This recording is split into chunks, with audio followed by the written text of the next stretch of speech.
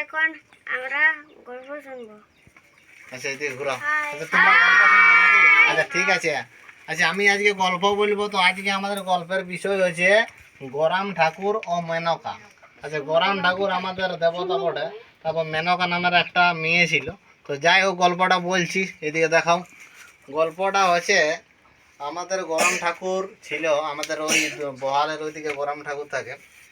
তো একটা মেনকা নামের মেয়ে একদিন গেলছে এমনি কুঠার নিয়ে কাঠ কাটতে গেলছে জঙ্গলে।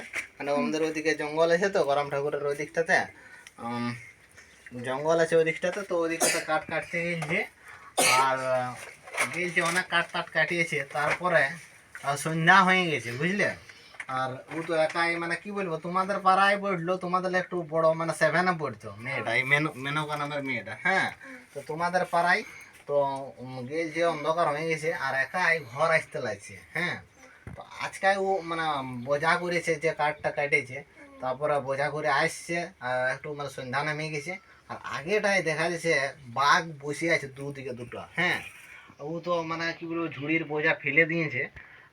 ঝুড়ির বোঝা ফেলে দিয়েছে, তারপরে কি নাম বলে একদমে দৌড়ছে আর জন দিকে যাচ্ছে ও। হ্যাঁ, জন দিকে যাচ্ছে, সেদিকে বাঘগুলা ধরলো, এদিকে একবার যাচ্ছে বলছে এই রাস্তাটা দিয়ে যাবো, তখন ওইদিকে বাঘগুলা চলে যাচ্ছে, আবার ওই রাস্তাটা দিয়ে যাচ্ছে। হ্যাঁ, তখন বাঘগুলো মানে যে জন দিকে যাচ্ছে আর বাঘগুলো আজকে আজকে ছন্ন হয়ে যাচ্ছে।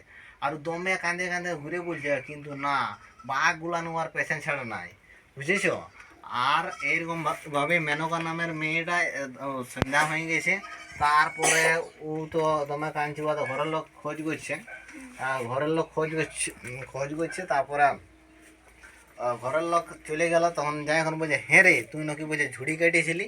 তো বলছে হ্যাঁ ঝুড়ি কাটিয়েছিলি। তো বলছে কবো? বলছে খবরদার বলছে গরম ধানের ঝুড়ি কাটিস না।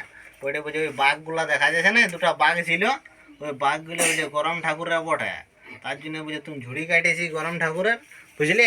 তার জন্য বলছে তোকে ভয় দেখা যায়। তখন ওই ঝুড়িগুলা রাখিয়ে দিল গরম থানে। তখন জেনে বাঘগুলো ওকে ছাড়লো আর এইভাবে মেনকা ঘরে ফিরে আইলো। বুঝা গেল গল্পটা? যাই হোক কাট করে দাও।